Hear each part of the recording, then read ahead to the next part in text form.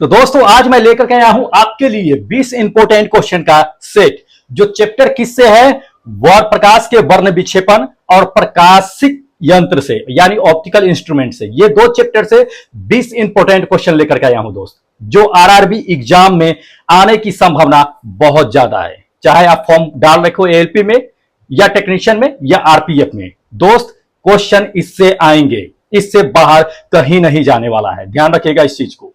जितने भी मैंने वीडियो डाला है दोस्त, उसी से क्वेश्चन आएंगे। आप क्या कीजिएगा, सारे वीडियो का नोट्स तैयार जरूर करके रखिएगा, पढ़ने में आसानी होगी, क्योंकि उसी से क्वेश्चन आएंगे, उससे बाहर नहीं जाने वाला है। बात को इग्नोर मत कीजिए, जब एग्जाम होगा तब पता कर लीजिएगा। आप नोट्स सिर्फ चैप्टर वाइज है, मैंने जितने भी वीडियो चैप्टर वाइज डाल रखा है उस सबका आप नोट्स बना करके पढ़ जाइए, चट कर जाइए पूरा, उसी से क्वेश्चन आने वाला है। ध्यान रखिएगा, उसी के इर्द गिर्द रहेंगे, उससे बाहर नहीं जाएगा। आप मोटे मोटे किताब पढ़ के ज्यादा भ्रमित मत होइए। ठीक है, पढ़िए, नॉलेज कभी बेकार नहीं जाता है, लेकिन ज्यादा भ्रमित मत होइए, गलत डायरेक्शन में मत जाइए। आपको एग्जाम निकालना है, ध्यान रखिए इस चीज को। जॉब लेना है, पंडित नहीं बनना है। पंडित बन करके बहुत सारे बैठे हुए हैं, आपको पता ही है। कितने जो है डबल एमए या पीएचडी करके झक मार रहे हैं, लेकिन आपको वो नहीं करना है। आप आईटीआई करके बहुत सारे लोग जो है ड्राइवर बन चुके हैं, टेक्नीशियन में जॉब कर रहे हैं, इसरो में जा रखे हैं, डीआरडीओ में जा रखे हैं, अब बड़े बड़े पीएचडी लोग करके बैठ के झक मार रहे हैं। तो ध्यान रखिए, आप आईटीआई होल्डर हो, बहुत गोल्डन चांस है आपके लिए। ज्यादा पंडित बनने की कोशिश मत कीजिए, नॉलेज है ठीक है, जॉब ले लीजिए, फिर पंडित बनते रहिए। इसलिए मैंने दोस्त चैप्टर वाइज जो है वीडियो डाल रखा हूं, और ये सेट 28वां 29वां सेट जा रहा है।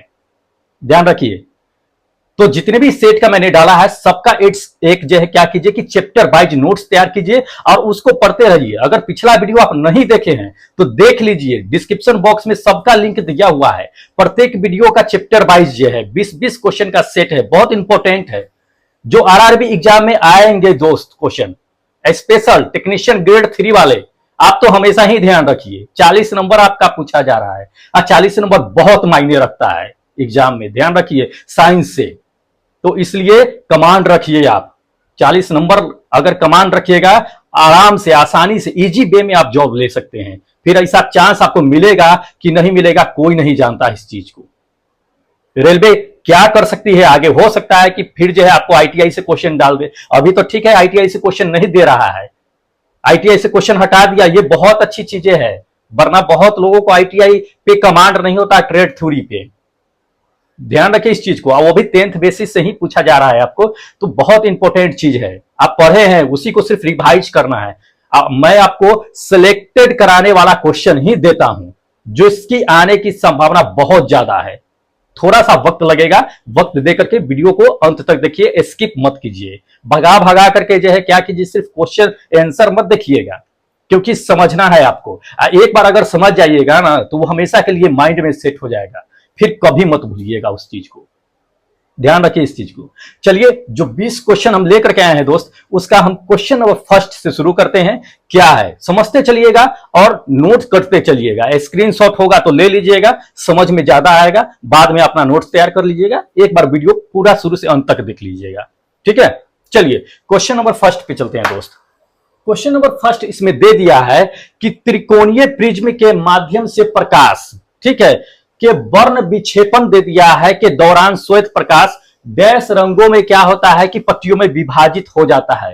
तो जब क्या होता है कि श्वेत रंग जो होता है, या सूरज का प्रकाश कहिए, जब प्रिज्म से होकर गुजरता है तो वह कितने रंगों में डिवाइड हो जाता है। ये तो आपको पता ही है कि कितने रंगों में डिवाइड होता है, क्वेश्चन पूछा भी जा चुका है, ठीक है। तो ऐसा नहीं है कि आपसे नहीं पूछा जा सकता है, संभावना है आने की। मैं वैसा ही क्वेश्चन सिलेक्ट करके लाया हूं। ऑप्शन देख लीजिए, ऑप्शन 8 है, 5 है, 3 है, 7 है। ये तो आपको पता है कि जब प्रिज्म से प्रकाश गुजरता है, श्वेत प्रकाश या सूरज का प्रकाश, सूरज का प्रकाश भी 7 रंगों का मिश्रण होता है, 7 रंग जब मिलाते हैं तो श्वेत प्रकाश बनता है, आपको पता ही है। तो जब श्वेत प्रकाश प्रिज्म से होकर गुजारते हैं ना, तो वो 7 रंग अलग अलग में डिवाइड हो जाता है, ठीक है। वो 7 रंग आपको पता ही है कौन सा है, एक बार लिस्ट देख लीजिए। ये विबजियोर करके है, ठीक है। ये विबजियोर करके चाहे 7 रंगों का एक लिस्ट है, इसी 7 रंगों में प्रिज्म से होकर के डिवाइड हो जाता है। देख लीजिए, ये प्रिज्म है, प्रिज्म से जब प्रकाश गुजरती है तो क्या होती है, 7 रंगों में डिवाइड हो जाती है। क्यों? आप देख लीजिए, ये सबसे कम जो है विक्षेपण इसमें जो होता है ना दोस्त, वो लाल रंग का वर्ण विक्षेपण सबसे कम होता है। सबसे ज्यादा विक्षेपण किसका होता है, तो ये जो होता है बैगनी रंग का सबसे ज्यादा होता है। यही 2 को पूछा जाता है एग्जाम में कि सबसे अधिक वर्ण विक्षेपण किसका होता है, सबसे कम किसका होता है। 2 पूछा जाता है, बहुत इंपॉर्टेंट है। ठीक है, ध्यान रखिए इस चीज को। और ये जो 7 रंग निकलते हैं प्रिज्म से, तो इसको क्या कहते हैं, वर्ण विक्षेपण कहते हैं। इसी 7 रंग को जब एक पट्टी पर, रंगीन पट्टी पर क्या करते हैं कि प्राप्त कर लेते हैं, तो उस रंगीन पट्टी को ना दोस्त वर्णपट कहा जाता है। ध्यान रखिएगा, वर्णपट और वर्ण विक्षेपण दोनों डिफरेंट वर्ड है। वर्ण विक्षेपण कि 7 रंग निकला प्रिज्म से होकर, वो वर्ण विक्षेपण हो गया। लेकिन 7 रंगों को एक पट्टी पर जब हम प्राप्त कर लेते हैं ना, तो वो वर्णपट कहलाता है। ध्यान रखिएगा इस चीज को, इंपॉर्टेंट है, पूछा भी जा सकता है आपसे, इसलिए भूलिएगा मत। ठीक है, तो ये चीजें है, और नोट करते चलिए। हम बार बार आपको कहते हैं कि नोट करते चलिए, नोट कर लीजिएगा, बहुत इजी होगा पढ़ना। चलिए नेक्स्ट क्वेश्चन पे दोस्त लेकर के चलते हैं आपको। दोस्त अगला क्वेश्चन दे दिया है कि एक त्रिभुजाकार कांच में प्रिज्म के माध्यम से क्या होता है कि अपवर्तित होने वाली प्रकाश किरण के लिए, ठीक है, विचलन कोण जो होता है, विचलन कोण के बीच का कोण क्या होता है ये बताना है। ठीक है, जब विचलन कोण होता है तो उस कोण को कौन सा कोण कहा जाता है, या किस किरण के वजह से वो कोण बनता है, ये है। देख लीजिए, कई बार पूछा गया है एग्जाम में, ये देख लीजिए। तो ये है, चलिए ऑप्शन देख लीजिए, ऑप्शन देखिए फिर हम आपको समझाते हैं। ऑप्शन नंबर पहला दे दिया है दोस्त कि आपतित किरण और आपतन बिंदु पर जो है अभिलंब होता है। ये विचलन कोण के बीच का कोण कह रहा है, तो विचलन कोण के बीच का कोण कौन सा होता है ये बताना है, किसके कारण बनता है ये।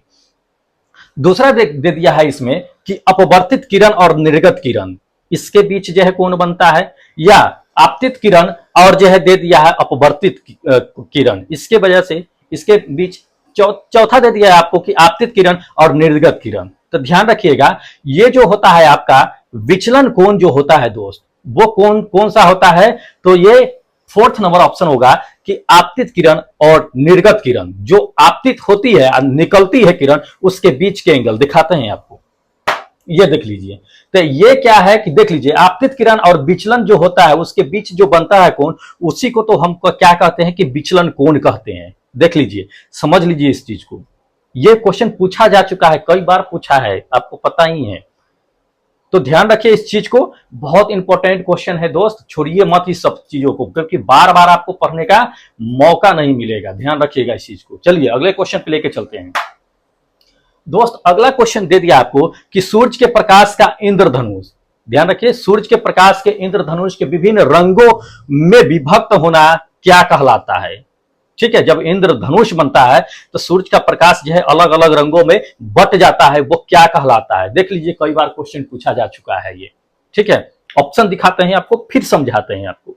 और पहला ऑप्शन दे दिया है इसमें कि प्रकाश का प्रकीर्णन, दूसरा दे दिया है कि प्रकाश का परावर्तन, तीसरा दे दिया है पूर्ण आंतरिक परावर्तन, और चौथा दे दिया है आपको कि प्रकाश का वर्ण विक्षेपण। ध्यान रखिए इस चीज को। तो सूर्य के प्रकाश का क्या होता है कि इंद्रधनुष के विभिन्न रंग, मतलब इंद्रधनुष क्या होता है, 7 रंग मिले होते हैं ना इंद्रधनुष में, तो वो अलग अलग रंगों में जो है बट जाता है, वो क्या कहलाता है ये बताना है। तो ध्यान रखिएगा, उसको हम क्या कहते हैं कि प्रकाश का वर्ण विक्षेपण। आपको बताया ना कि प्रिज्म से गुजरे, चाहे जब श्वेत प्रकाश 7 रंगों में ही बट जाता है, उसी को हम क्या कहते हैं कि वर्ण विक्षेपण कहते हैं। चाहे प्रिज्म से गुजरे, चाहे किसी भी डिस्क, या सीडी वाला डिस्क होता है, धूप में रखिएगा, दीवार पे मारिएगा, 7 रंग बिखरेगा, वो भी वर्ण विक्षेपण ही कहलाएगा।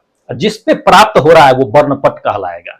ठीक है, तो ये 4th नंबर मेरा ऑप्शन क्या होगा कि करेक्ट होगा। ध्यान रखिएगा इस चीज को, छोड़ना नहीं है दोस्त, ध्यान रखिए। चलिए अगले क्वेश्चन पे चलते हैं हम।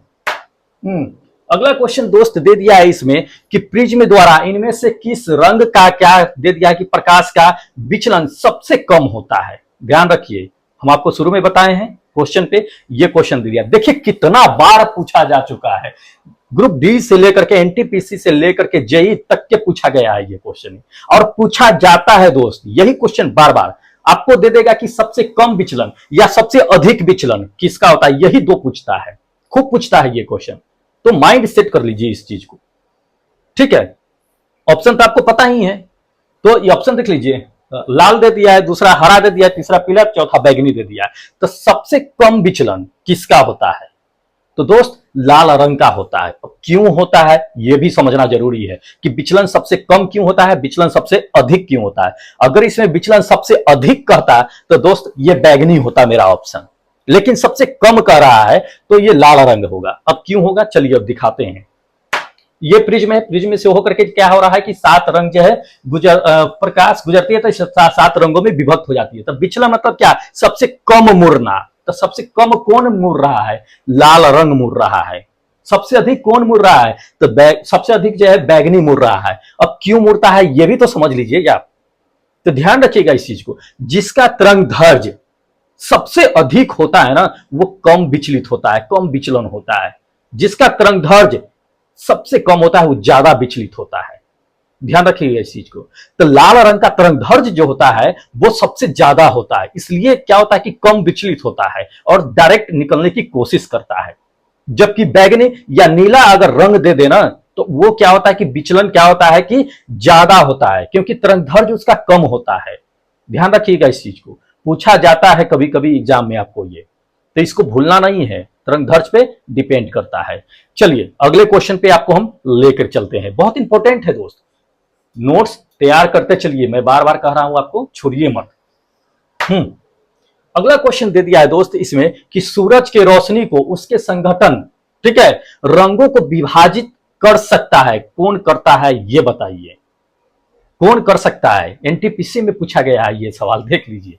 चलिए ऑप्शन दिखाते हैं, आप बताइए इस ऑप्शन में कि सूरज की रोशनी को अलग अलग रंगों में कौन विभाजित कर सकता है। पहला ऑप्शन दे दिया है, देख लीजिए, कि अपवर्तन, दूसरा परावर्तन, तीसरा प्रिज्म, चौथा दे दिया है आपको विकिरण।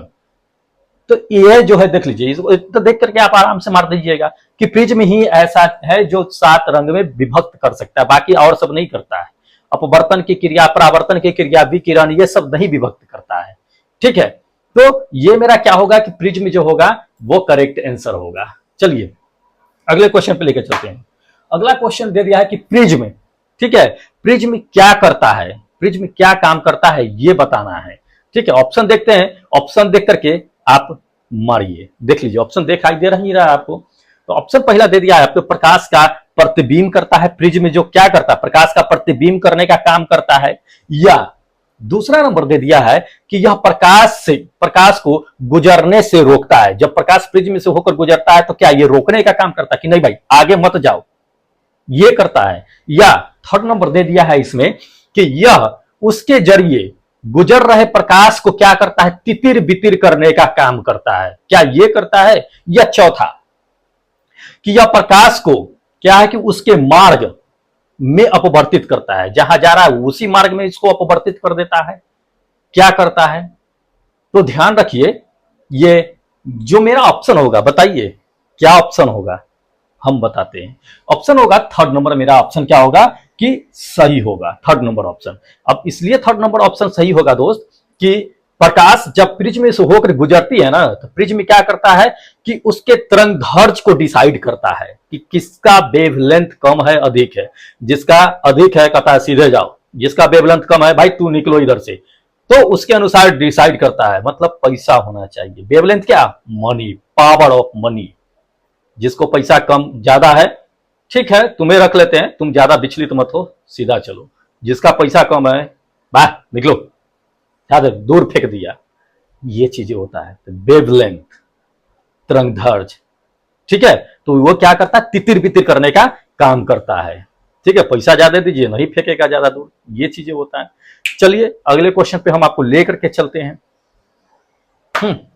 दोस्त अगला क्वेश्चन दे दिया है कि वर्ण क्रम यानी स्पेक्ट्रम, ठीक है, में से कौन से दो रंग, तो कौन से दो रंग इनके दोनों सिरों पर जो है निर्माण करते हैं। ध्यान रखिए इस चीज को कि ये भी कई बार जो है पूछा जा चुका है क्वेश्चन है, ध्यान रखिए, देख लीजिए कि जब स्पेक्ट्रम बनता है तो उसके सबसे ऊपरी या सबसे निचली सिरे की बात कर रहा है।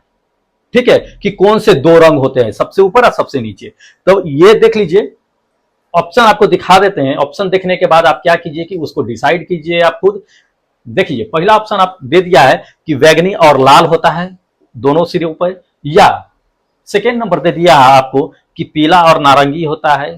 थर्ड नंबर दे दिया है कि नीला और हरा होता है। फोर्थ नंबर दे दिया लाल और नारंगी होता है। कौन सा होता है? तो दोस्त, जब प्रकाश प्रिज्म से होकर गुजरती है, अब वर्ण स्पेक्ट्रम जब बनता है, वर्ण विक्षेपण जब होता है, तो उसके दोनों सिरे पर जो होता है वो कौन सा होता है? बैगनी और लाल रंग ही होता है। ठीक है, देखिए इसमें ये देख लीजिए, ऊपर और नीचे दोनों सिरे पर कौन सा रंग दिखाई दे रहा है आपको? तो वो लाल और जो है बैगनी है। तो यही दोनों सिरों पर होता है। बाकी बीच में जो है उसके तरंग दैर्ध्य के अकॉर्डिंग जो है क्या होता है कि सजे होते हैं। ठीक है, 7 रंग तो आपको पता ही है कौन कौन सा होता है, याद कर लीजिए। नीचे से शुरू करेंगे हम लोग। नीचे से बैगनी, इंडिगो मतलब जामुनी, नीला, हरा, पीला, नारंगी और लाल, ये होता है, जिसको शॉर्टकट में हम विबजियोर कहते हैं। वायलेट, इंडिगो, ब्लू, ग्रीन, है ना, येलो, ऑरेंज एंड रेड, ये होता है। तो ये 7 रंग होते हैं जिसमें डिवाइड करता है। ठीक है, चलिए नेक्स्ट क्वेश्चन है दोस्त। अगला क्वेश्चन आपको दे दिया है कि जल की बूंद डैश से होकर के इंद्रधनुष बनता है। किससे होकर के इंद्रधनुष बनता है ये बताना है आपको। ठीक है, चलिए आपको ऑप्शन दिखाते हैं, पूछा गया है क्वेश्चन एनटीपीसी में। चलिए ऑप्शन देख लीजिए। ऑप्शन नंबर फर्स्ट में दे दिया है इसमें कि प्रकाश का प्रतिबिंब, ये करके जो है इससे जो है इंद्रधनुष बनता है, या प्रकाश के अपवर्तन से इंद्रधनुष बनता है, या प्रकाश के प्रतिबिंब एवं जो है दे दिया है अपवर्तन से इंद्रधनुष बनता है, या प्रकाश के प्रसारण से जो है प्रसार से इंद्रधनुष बनता है। किससे बनता है? प्रकाश का प्रतिबिंब और अपवर्तन के कारण क्या होता है कि वो इंद्रधनुष बनता है। वर्षा के बूंद जो होता है या जल के बूंद, इसी से क्या होता है, प्रकाश के प्रतिबिंब और अपवर्तन के कारण क्या होता है कि इंद्रधनुष बनता है। ठीक है, तो इसको ध्यान रखिएगा इस चीज को। तो बहुत इंपॉर्टेंट क्वेश्चन सब है इसमें, सभी को नोट्स तैयार करते रहिए। चलिए अगले क्वेश्चन पे आपको लेकर के चलते हैं दोस्त। अगला क्वेश्चन दे दिया है कि जब श्वेत प्रकाश जो 7 रंगों का मिश्रण होता है, 7 रंगों का मिश्रण होता है, कांच के प्रिज्म दे दिया है से होकर गुजरता है, तो उसका परिक्षेपण क्यों होता है? यह ध्यान रखना है, परिक्षेपण क्यों होता है। देख लीजिए, जेईई के एग्जाम में पूछा गया है, तो क्यों होता है ये बताना है। मतलब समझ लीजिए ना कि अगर प्रिज्म से होकर के श्वेत प्रकाश गुजर रहा है या सूर्य का प्रकाश गुजर रहा है, तो वो क्या होता है कि अलग अलग जो है दिशा में क्यों बिखर जाता है, ये बताना है कि अलग अलग डायरेक्शन में क्यों चला जाता है। जब श्वेत प्रकाश जा रहा है तो सातों का सातों रंग सीधा निकल जाता है, वो अलग अलग क्यों हो जाता है? तो आपको हम इससे पहले भी बता दिए कि उसके तरंग दैर्ध्य पे डिपेंड करता है। ठीक है, तरंग दैर्ध्य जो होता है उसके चाल को डिपेंड करता है। ठीक है, तरंग दैर्ध्य के कारण ही क्या होता है, उसका चाल भी डिसाइड होता है कि कौन ज्यादा बिखर रहा है या कौन जो है सीधा जा रहा है, ये डिपेंड करता है। तो ऑप्शन देख लीजिए, ऑप्शन के हिसाब से बताते हैं आपको। ऑप्शन नंबर पहला दे दिया है कि श्वेत प्रकाश 7 रंगों को पूरे जो है विभाजित में प्रिज्म में प्रकीर्णित करता है, इसकी वजह से अलग अलग डायरेक्शन में चला जाता है। या श्वेत प्रकाश, सेकेंड नंबर दे दिया कि या श्वेत प्रकाश के 7 रंग क्या है कि 7 रंग के क्या है कि कांच के प्रिज्म से अलग अलग चाल से गुजरता है, ये है। थर्ड नंबर दे दिया है कि रंग प्रिज्म द्वारा क्या होता है कि परावर्तित होता है, रंग जो है प्रिज्म द्वारा परावर्तित होता है, ये है। या फोर्थ नंबर दे दिया कि 7 रंग समान चाल से क्या है कि अपवर्तित होता है, ये। तो ध्यान रखिएगा इस चीज को। जब 7 रंग श्वेत प्रकाश जो होता है वो क्या होता है कि प्रिज्म से जब चलती है ना, तो वो तरंग दैर्ध्य की वजह से अलग अलग डायरेक्शन में चली जाती है। जिसका तरंग दैर्ध्य सबसे ज्यादा होगा उसकी चाल उतनी सीधी होती है, मतलब बिखराव कम होता है। सीधी मत कहिए, बिखराव, क्योंकि प्रकाश सीधे ही चलती है तो वो बिखरता कम है। और जिसका तरंग दैर्ध्य कम होता है वो क्या होता है कि बिखरता ज्यादा है। तो ये बातें हैं, तो उसकी चाल भी उसी हिसाब से डिसाइड होता है कि बिखर के चलेगा, कोई कम बिखर के चलेगा, तो जो ज्यादा बिखरेगा वो तो ज्यादा विचलित होता है। तो वो चीजें हैं। तो इसमें जो है आपका जो है सेकेंड नंबर ऑप्शन क्या है कि बिल्कुल सही होगा, सेकेंड नंबर ऑप्शन। ठीक है, कि श्वेत प्रकाश के 7 रंग कांच के प्रिज्म से अलग अलग चाल से गुजरती है। इसी वजह से क्या होता है कि वो अलग अलग रंगों में डिवाइड हो जाती है, और यही है कि वर्ण विक्षेपण हमको दिखाई देते रहता है। ध्यान रखिएगा इस चीज को। चलिए अगले क्वेश्चन पे आपको लेकर के चलते हैं। दोस्त अगला क्वेश्चन आपको दे दिया है कि प्रकाश को प्रिज्म से होकर गुजर करके स्पेक्ट्रम प्राप्त करने वाले पहले व्यक्ति कौन थे। ध्यान रखिएगा इस चीज को। जो स्पेक्ट्रम बनाया या प्रिज्म से होकर के 7 रंग निकला, तो वो कौन व्यक्ति थे जिन्होंने ये बताया कि नहीं ये जो है 7 रंग बना है, इसको स्पेक्ट्रम कहेंगे हम।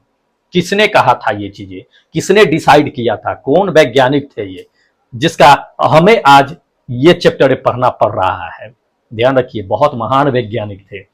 ऑप्शन देख दिया है, देख लीजिएगा। ऑप्शन नंबर पहला दे दिया है इसमें कि पॉल बिलार्ड थे, दूसरा बेंजामिन फ्रैंकलिन थे, या तीसरा आइजैक न्यूटन थे, और चौथा दे दिया है कि पियरे क्यूरी थे। कौन थे? तो ध्यान रखिएगा, जो स्पेक्ट्रम की बात किया था, जिन्होंने ये डिसाइड किया था कि प्रकाश 7 रंगों में विभक्त हो जाती है, या 7 रंग जो होता है, 7 रंगों को अगर मिला दिया जाता है तो एक श्वेत प्रकाश बनता है।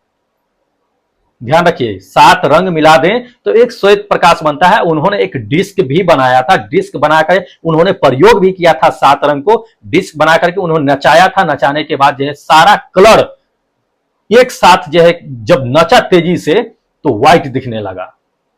आप भी प्रयोग कर सकते हैं, 7 कलर कर लीजिए, डिस्क को जोर से नचाइए, दिखेगा आपको एक व्हाइट कलर दिखेगा। इन्होंने प्रयोग करके भी बताया था। कौन थे वो वैज्ञानिक? ध्यान रखिए इसमें, वो जो थे महान वैज्ञानिक महोदय सर आइजैक न्यूटन साहब थे।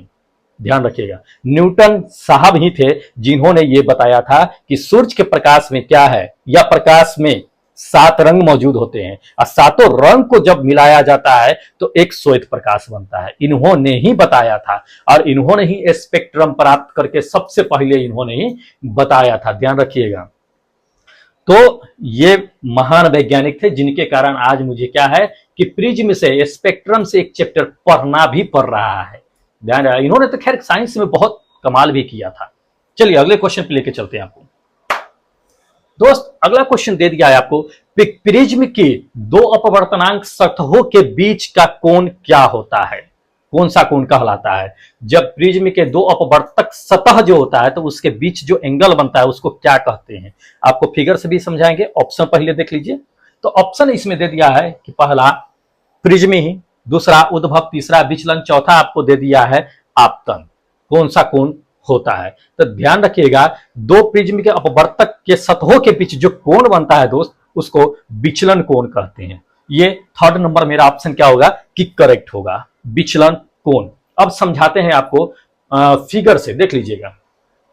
ये फिगर देख लीजिए, तो ये 2 अपवर्तक सतह है, उसके बीच देख लीजिए ये जो है विचलन कोण है। ठीक है, यही विचलन कोण है, और इसी को हम विचलन कोण कहते हैं, अपवर्तक सतह के बीच जो बनता है। सो ध्यान रखिएगा, माइंड सेट कर लीजिए, इंपॉर्टेंट क्वेश्चन है। चलिए अगला क्वेश्चन पे लेकर के चलते हैं दोस्त। अगला क्वेश्चन दे दिया कि प्रकाश के रंग का कारण क्या होता है? ध्यान रखिए, प्रकाश के रंग का कारण क्या होता है, क्यों अलग अलग कलर्ड होता है, ये बताना है।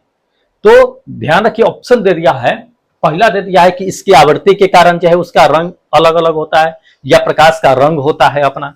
दूसरा है कि इसके वेग के कारण, तीसरा दे दिया कि इसकी कला के कारण, या चौथा दे दिया इसका आयाम के कारण। किसके कारण? तो दोस्त प्रकाश का जो रंग होता है वो होता है इसके आवृत्ति के कारण होता है। ध्यान रखिएगा, इसके फ्रीक्वेंसी के वजह से कलर्ड होता है, भूलिएगा नहीं। बहुत इंपॉर्टेंट क्वेश्चन है दोस्त, सेलेक्ट करके बहुत मेहनत करके लाया हूं आपके लिए। चलिए अगले क्वेश्चन पे लेके चलते हैं दोस्त। अगला क्वेश्चन आपको दे दिया है कि n अपवर्तनांक तथा a प्रिज्म वाले परत, प्रिज्म को a कहा गया है, तो a प्रिज्म वाले परत, ठीक है, दे दिया है।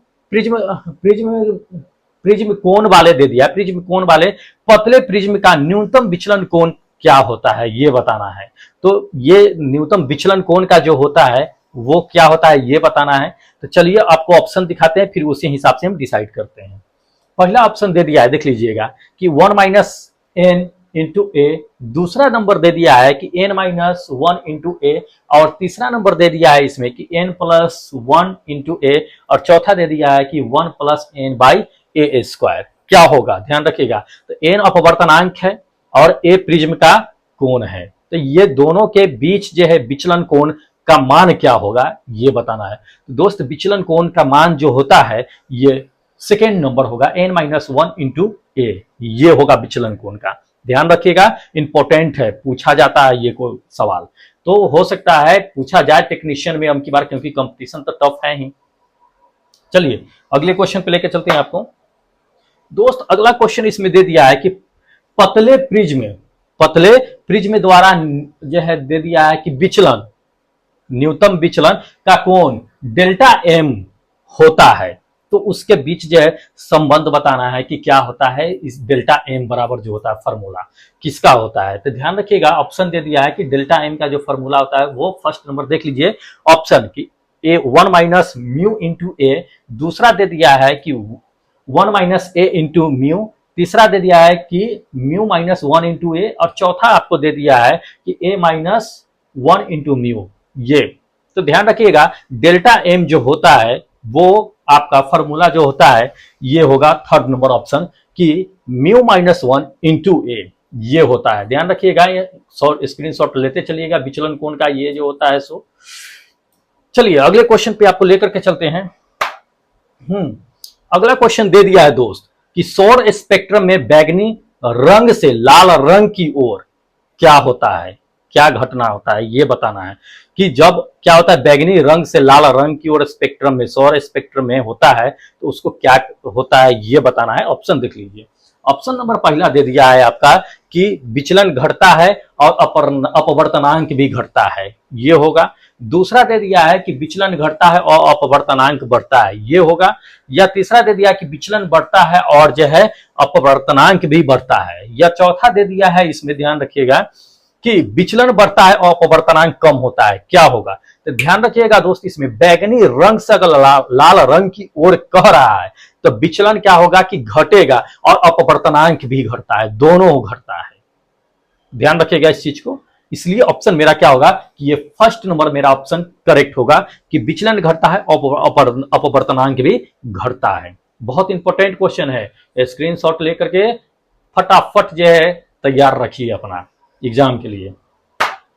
प्रिज्म से लास्ट क्वेश्चन है दोस्त ये कि किसी प्रिज्म की जो है विक्षेपण, किसी प्रिज्म की विक्षेपण क्षमता होती है, तो विक्षेपण क्षमता क्या होती है ये बताना है। ऑप्शन देख लीजिए कि पॉजिटिव यानी धनात्मक होती है, दूसरा दे दिया कि ऋणात्मक होती है, या तीसरा दे दिया कि ए और बी यानी कि पॉजिटिव और नेगेटिव दोनों होती है, चौथा दे दिया है कि इनमें से कोई नहीं होती है। तो ध्यान रखिएगा कि किसी भी प्रिज्म से अगर विक्षेपण होती है तो उसकी क्षमता जो होती है दोस्त वो पॉजिटिव होती है, नेगेटिव नहीं होती है। क्या होती है? पॉजिटिव होती है। इसलिए ये क्या होगा कि फर्स्ट नंबर मेरा ऑप्शन जो है करेक्ट होगा कि पॉजिटिव होती है। ध्यान रखिए, इंपॉर्टेंट क्वेश्चन है दोस्त। अब चलिए आपको जो है ये तो प्रिज्म से इतने इंपॉर्टेंट क्वेश्चन थे जो 16 मैंने क्वेश्चन दिया है प्रिज्म से, इससे बाहर नहीं जाएगा क्वेश्चन। ध्यान रखिएगा, अगर प्रिज्म से क्वेश्चन आया तो इससे नहीं जाएगा बाहर, ये मेरी गारंटी है, इसी से आएंगे क्वेश्चन।